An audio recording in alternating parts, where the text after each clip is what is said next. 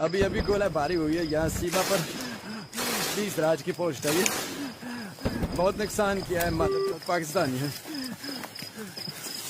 और खन्ने ओ खन्ना हमारे मित्र थे। राम राम अभी ये रोज का ही चालू है।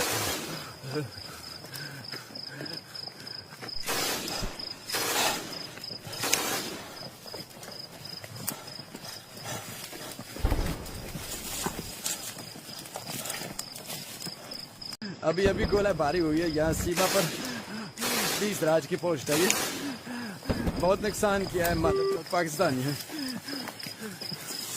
और खन्ना हमारे मित्र थे। राम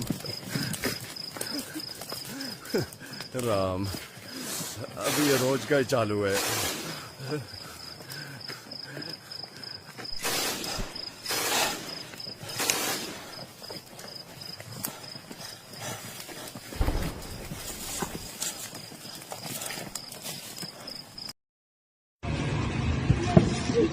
मम्मी भी ये क्या हो रहा है? ये पटाखे नहीं है, ये कैसे पटाखे हैं? पटाखे ना इनसे मैंने कहा था। मुंह में बम गिर गया गाइस, सारा सूरा में चेक करो।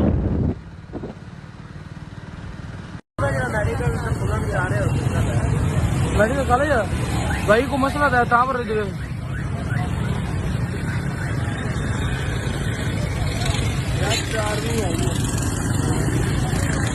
आईसी दी गड्डी आईसी दी गड्डी जा रही है। उन्होंने एसी ने पूछा ही कोई नहीं।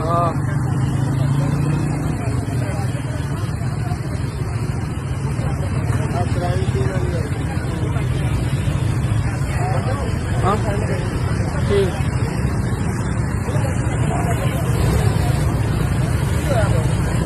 कोई शहर क्यों डिगी है, कोई शहर डिगी है इधर।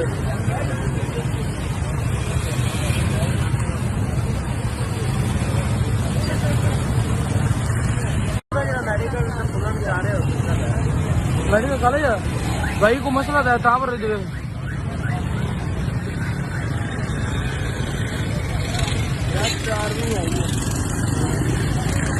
आईसी दी गड्डी आईसी दी गड्डी जा रही है। उन्होंने एसी ने पूछा ही कोई नहीं।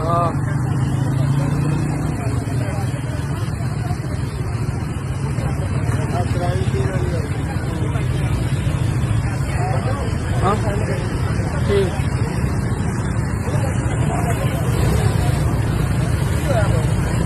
कोई शहर क्यों डिगी है, कोई शहर डिगी है इधर।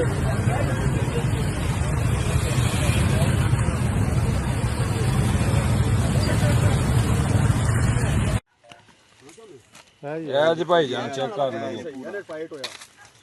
जहाज है छोटा जहाज भाई जान चेक कर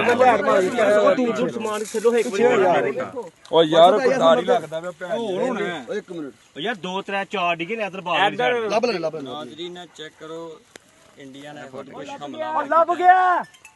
ठीक है खुद ही भैन पत्रियां भेजी ने इन्होंने साले ने तेरे। ये ड्रोन कैमरा ठीक है। भाइयों एक बात सुनो,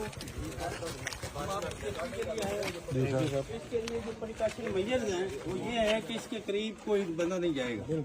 ये अभी फटा नहीं है, ठीक है ना। ये बंदे आएंगे, डिफ्यूज होगा। अभी ये फटा नहीं है, ये नुकसान है, ठीक है ना। आप आराम से प्लीज अपने घरों को चले जाएं। अभी ये हमारा काम है, ठीक है। गुड, शाबाश, थैंक यू। जिंदाबाद जिंदाबाद। वो सामने रास्तों के पास पड़ा हुआ मेमो जो है आर्मी आ गई है जी। पुलिस वाले। Okay okay. जी भाई जान चेक कर लो। जहाज है छोटा जहाज भाई जान चेक कर लो। ओ यार पटारी लगदा पे भैन। एक मिनट यार 2 3 4 डिगे ने इधर बाहर लब ले नाजरीन चेक करो। इंडिया ने बहुत कुछ हमला लब गया। ठीक है खुद ही भैन पत्रियां भेजी ने इन्होंने साले ने तेरे।